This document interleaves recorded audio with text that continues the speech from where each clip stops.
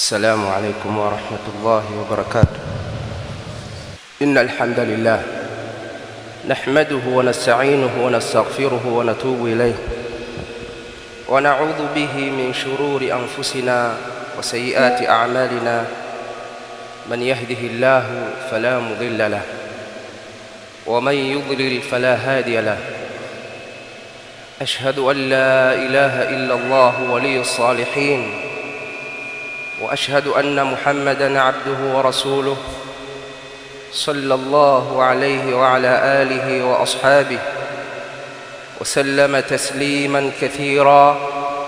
أما بعد، فيا أيها المسلمون، أوصيكم وأوصي نفسي بتقوى الله عز وجل.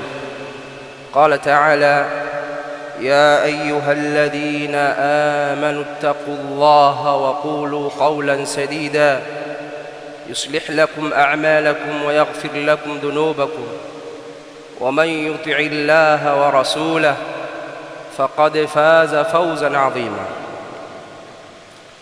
Ndugu zangu Waislamu, kukhalifu mwenendo wa Kiislamu ni sababu ya mabalaa. Kufuata mkumbo ni sababu ya kuangamia.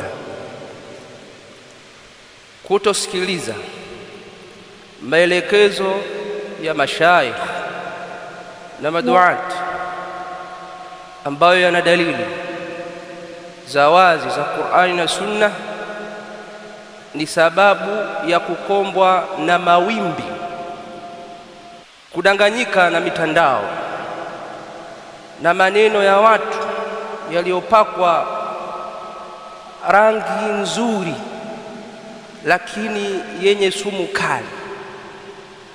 Kuhadaika na maneno hayo na ukayafuata ni kujiangamiza. Kwa nini usitosheke na mwenendo wa Allah subhanahu wa ta'ala aliyotuelekeza? Tujue kuwa Allah amesema, waman a'rada an dhikri fa inna lahu ma'ishatan dhanka wa nahshuruhu yawma alqiyamati a'ma. Qala rabbi lima hashartani a'ma wa qad kuntu basira. Qala kadhalik atatka ayatuna fanasitaha wa kadhalika liyawma tunsa. Waman a'rada an dhikri, ambaye anapuuza dini yangu, maelekezo yangu, utajo wangu, sheria yangu, akafuata sheria zisizokuwa za watu wema, zisizokuwa za Allah subhanahu wa ta'ala katika mwenendo wake, mtu huyu akawa ni tabi' likulli na'iqin, ni mfuasi wa kila mwenye kupiga makelele. Mtume sallallahu alaihi wasallam amekataza kuwa imma, na imma ni bendera fuata upepo, ni mtu ambaye hufuata mambo kibubusa.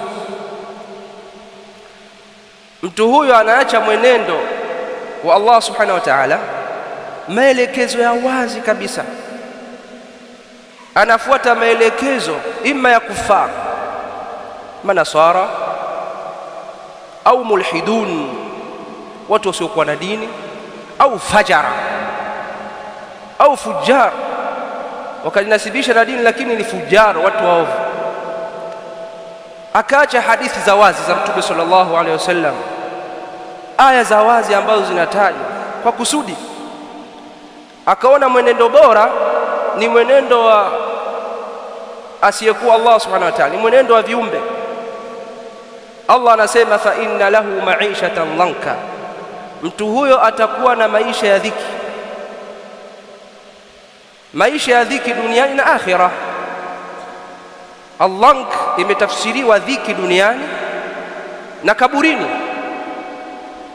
yani barzakh, kwa dalili kwamba amesema, wa nahshuruhu yawma alqiyamati a'ma, siku ya kiyama tutamfufua kipofu. Maana yake ni kwamba dhanka iliyokusudiwa hapa, kama walivyoeleza ahlul ilmi wa tafsir, ni dhank ya duniani pamoja na barzakh. Na al-Imam Ibn Jarir at-Tabari rahimahullah amesema, fa inna lahu ma'ishatan dayiqa, mtu huyo mwenye kupuuza mwenendo huo ana maisha yenye kumbana, maisha mabovu, maisha ya dhiki. Atapatwa na kila aina ya dhiki. Wadhanku min almanazil walamakin walmaaish, kibano hicho kitapatikana katika majumba, katika vyakula, katika maeneo mbalimbali itapatikana dhank. Na hii dhank ni ya ujumla, ni ya watu wote, kwa sababu watu wanapofanya munkar halafu hawakatazani, munkari huo huenea. Kwa sababu hiyo ndio maana sisi Waislamu katika swala la amani, kwa sababu sisi ni wananchi pia wa nchi hii, ni sehemu ya nchi hii, tunahitaji kuishi kwa amani, tufanye biashara zetu, watoto wetu wakue kama ambavyo sisi tulikuzwa na wazee wetu, tufanye ibada kisawasawa. Allah akikadiria umri wetu umeisha, tukaridhiwe na Allah subhanahu wa ta'ala. Tunafanya hivyo kwa sababu sisi ni sehemu ya nchi hii. Sasa anapotokea mtu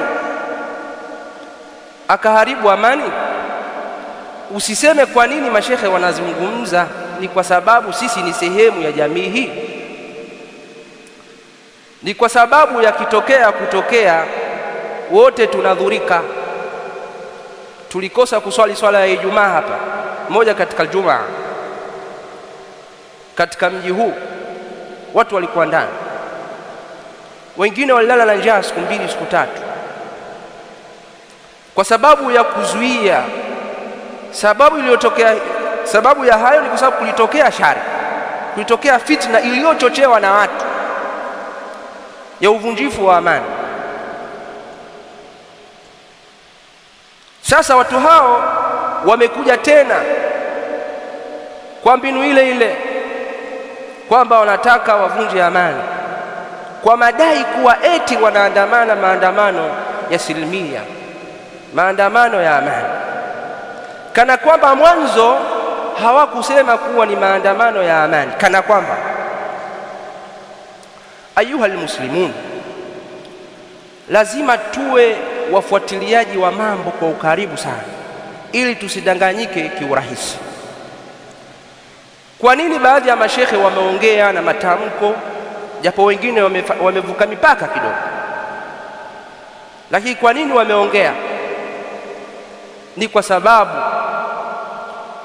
kwa wanaofuatilia na wanaojua, wanajua hayakuwa maandamano ya amani, na yalipangwa yasiwe ya amani kabla hata ya kutokea hayo maandamano, kwa sababu sisi ni watu ambao tuna akili timamu. Lakini pia kilichotokea sote tunakiona, hakuna ambaye hajaona. Ayuha almuslimun, nataka nikusikilizishe maneno ya mtu mmoja ambaye ni padri au askofu anajiita, wa kanisa moja linaitwa ABC. Wengi hamkumsikia huyo, na mimi nimepata hizi habari kwa askofu mwingine, kwa kufuatilia tabani mitandaoni, kila kitu kiko wazi, sio kwamba labda kificho huko, kienda hata wewe unaona sasa hivi. Kwa askofu mwingine, huyo askofu mwingine huyo ndiye alinifanya nifike kule kwa huyu. Na hapa ujue kwa nini Waislamu wanalaumu kitu kinachoitwa TEC ya Katoliki. kwa sababu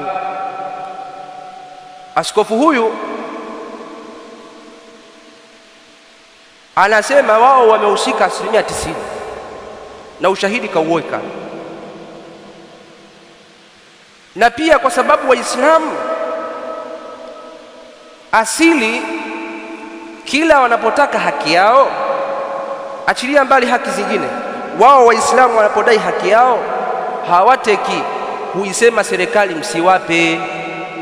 Na hili limetokea kwenye mahakama ya kadhi mwaka 2015, na wote mnajua waliandika waraka na madhehebu mengine yaliingia, lakini ushawishi mkubwa ni teki.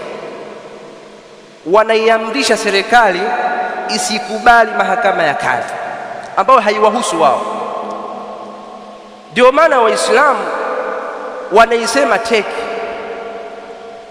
Kwa sababu teki inakaa mbele yetu katika haki zetu, tunapodai sisi haki zetu wao wanazizuia. Halafu wao wanapodai mambo yao wako smart, wanaenda kwa gia ya wananchi wote, sio wao. Tunapotaka sisi wako wazi kabisa, wanazuia. Narejea, iko ukisearch hapo kwenye Google tamko la hawa maaskofu 2015 liko wazi, wanaiamrisha serikali, wanasema msipofanya hivyo hatutopiga kura ya katiba mpya. Amri, na kweli jambo likafa. Kwa hiyo wanazuia haki zetu kusudi, ambazo haziwadhuru, na nchi nyingi zina ukadhi na hauwadhuru, na sisi za Kiislamu kusudi wakazuia. Sasa wewe unataka vipi sisi tuwazungumze vizuri watu kama hawa? Sasa sikiliza, kuna mtu mmoja huyu askofu aliyesema, ambaye Askofu Ikongo amemtaja mtu huyu na amemweka, anaitwa huyu mtu anaitwa Askofu Kabigumila, anaitwa Askofu Kabigumila. Huyu mtu aliamrisha waandamanaji ambao wanasemekana wataandamana tarehe 29 wachome vituo vya kupigia kura, nyumba za polisi, magari ya baadhi ya wafanyabiashara. Kwa sauti yake kwenye YouTube yake binafsi mpaka sasa ipo, ya sio kwamba labda kitu cha kimepotea, labda wanafanya kitu, ipo hata leo ukiingia unaiona. Na akasema atashangaa Wakatoliki wakishiriki kupiga kura. Kwa nini hawataje Wakatoliki? Naomba tumsikilize sauti yake. Mimi nawekea sauti yake kwa sababu ipo. Na sasa kwa sababu ametuchokoza, inasisitiza wale mnaokaa karibu na vituo na nyumba za polisi, Oktoba 29 tuwasubirie tuone polisi kama watatoka kwenda kwenye hayo marindo kusumbua watu kule kwenye barabara kubwa. Wakienda ni dili na choma nyumba zao, maana watakuwa wamekosa adabu. Nchi tunawapigania wao ili wawe na maisha mazuri, alafu wanakosa akili, choma nyumba zao. Vituo vya mafuta hivi vya Lake Oil, mali za GSM, choma moto. GSM tulimwona atoa bilioni 10 peke yake pale kwenye ili kumwezesha fisadi wake. Amechukua bandari pale, bandari kavu pale Kurasini, amechukua chuo cha polisi pale Kurasini ili afanyie mambo yao. Upumbavu wa kiwango cha juu. Choma mwendo kasi hizi za Moffat hizi za kijani, choma zote, chomeni. Kwa nini? Kwa sababu sio zetu, ni za wezi. Choma magari yote ya Rostam, ofisi za Rostam, chomeni. So wametutaka sasa, mara tutaka kuandamana kwa amani, amtaki sasa. Washeni moto. Tafuta mali zote za Angela Kiziga, magari yao, ofisi zao, nyumba zao, kila mahali moto. Tuwatawanye sasa ili wakose pa kukamata na kuacha. This is a war and we have to win. Hii ni nchi yetu, hii ni nchi yetu, hii ni nchi yetu, sio nchi yao. We have to take this country back. Chukua wapige propaganda wa mabinti huko, we are here nchi yetu. Na kwa maneno haya nitakushangaa Mkatoliki utakaye kwenda kupiga kura. Unapiga kura una raha gani? Huyu jamaa amezungumza haya maneno akayarusha kwenye YouTube kwenye akaunti yake ambayo ina wafuasi zaidi ya 72,000 na baada ya hapo Askofu Ikongo anasema huyu jamaa alitafutwa na polisi halafu akatoroshwa na Wakatoliki akapelekwa kwenye kanisa la pale Kurasini halafu baadaye akatoroshwa Nairobi. Anazungumza Askofu Ikongo huyu, msikize kidogo. Maandamano yalikuwa yanasimamiwa na mtu gani? Kuna maandamano ambayo hayana kiongozi.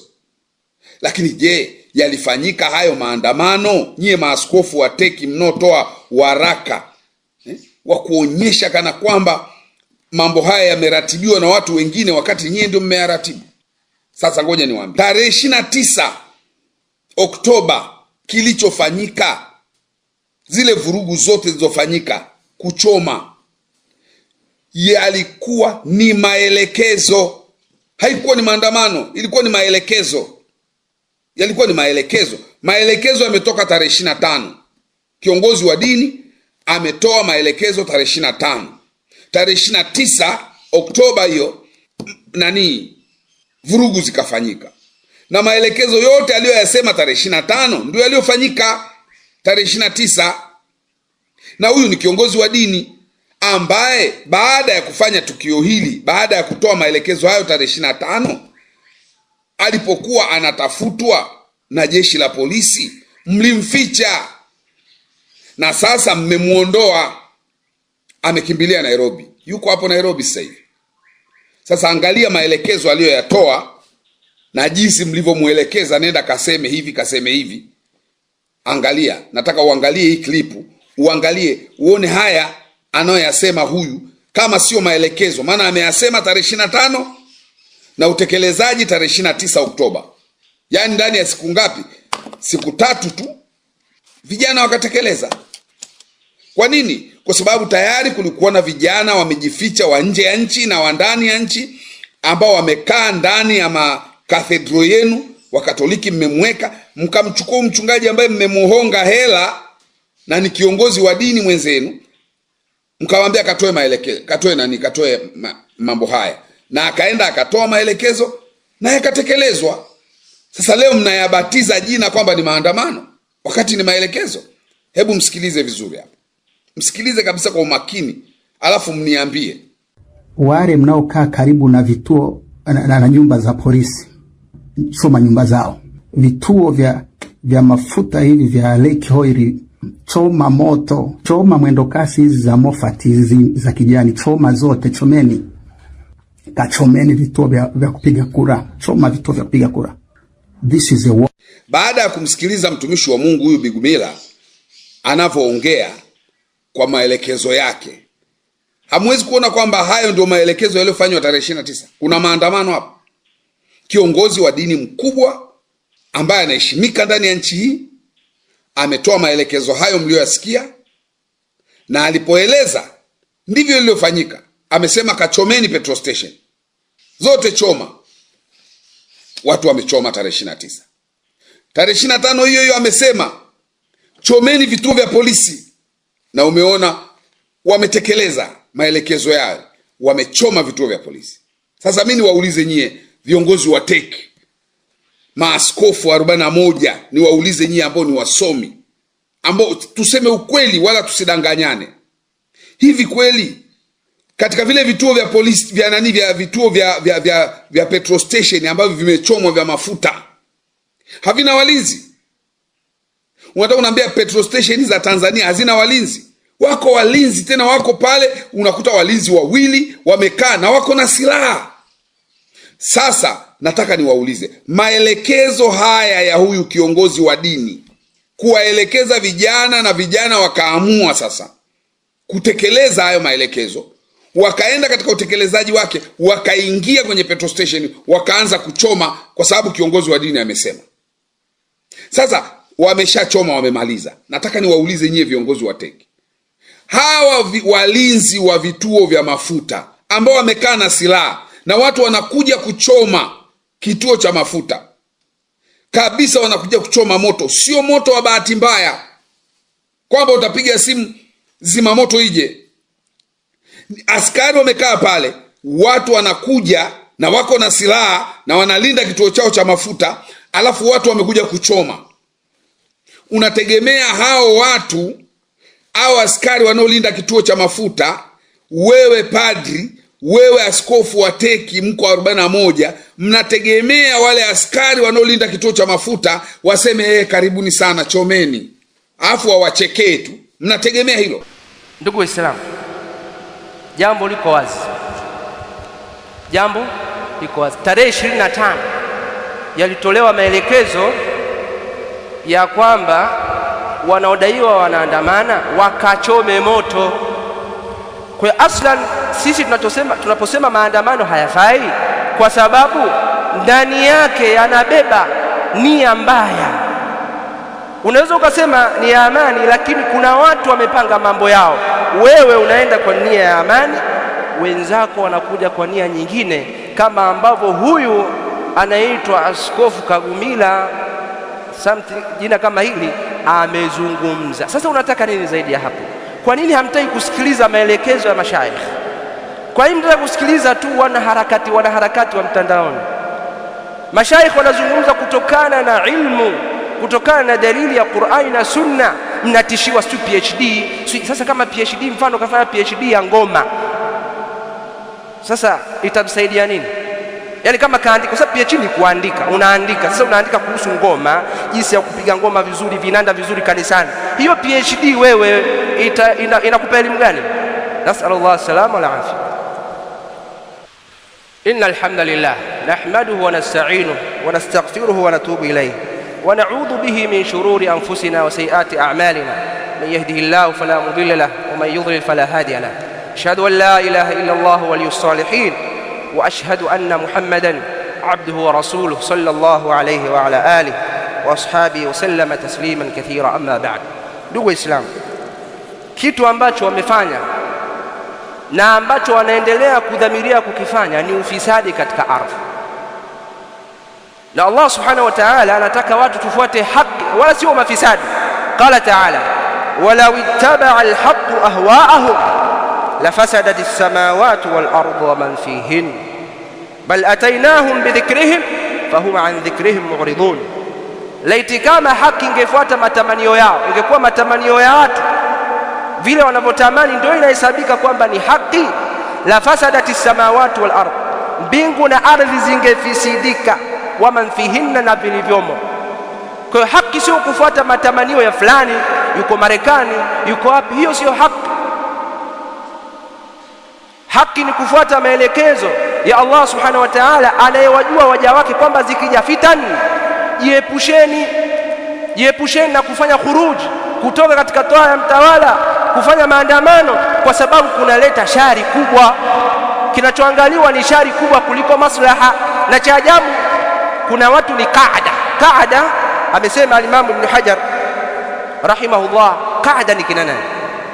Qaada ni watu katika makhawariji ambao wamesema humul ladhina yuhassinuna lighayrihim al-khuruj ala al-muslimina wa la yubashiruna al-qital.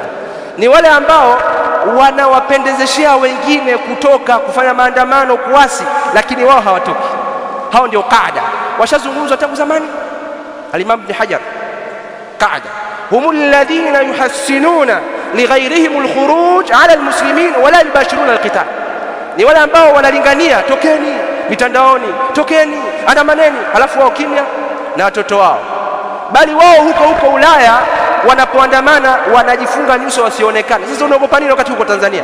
Vipi kijana mdogo wa miaka 16, 18 yuko Tanzania unataka aandamane, wakati wewe uko Ulaya na unaogopa? Haya maajabu makubwa kabisa. Ayuha almuslimun, al-Imam Ibn Taymiyyah rahimahullah amesema katika Minhaji Sunna, wa qalla man kharaja ala imamin dhi sultanin illa kana ma tawallada ala fi'lihi min ash-sharri a'zamu mimma tawallada min al-khair.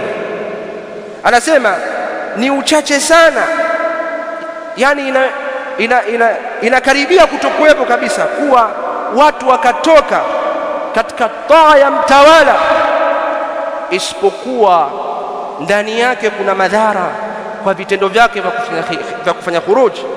Shari ni kubwa kuliko kheri inayopatikana, kwa maana ni mara chache sana kupatikana kheri katika uasi, na kilichofanyika ni uasi na wala sio maandamano. Hayo yanaitwa maandamano ya amani, ni uasi. Sasa akili kwetu na kwa vijana wetu, lazima tukatazane haya mambo. Kila mmoja amwambie mwenzake, comment mtandaoni, nenda kazungumze, usiwe na aibu. Sheikh, zungumza, anta muslim, wewe ni Muislam na wewe ndio mwenye haki. Usiogope ukatishiwa, si mtu ana maguo makubwa, si ukaambiwa na mavyeti makubwa. Usiogope hilo. Kwani Isa alayhi salam wanaomwita Yesu alikuwa na mavyeti? Alikuwa na mavyeti? Alikuwa na madigrii? Kwani maulama wetu sisi hawana mavyeti na madigrii? Maulama, al-Imam Rabi' bin Hadi ni professor, al-Sheikh Sudais ni professor, maulama ni maprofesa. Kwani wewe unadhani hakuna maprofesa? Mashekhe sio maprofesa? Unatutisha na degree. Kwa hiyo ndugu zangu Waislamu, sisi tunafanya rududi kwa yeyote awe Muislamu. Tumefanya radi kwa makhawarij hapa na kuwataja majina kina Abu Dirogo na wengineo.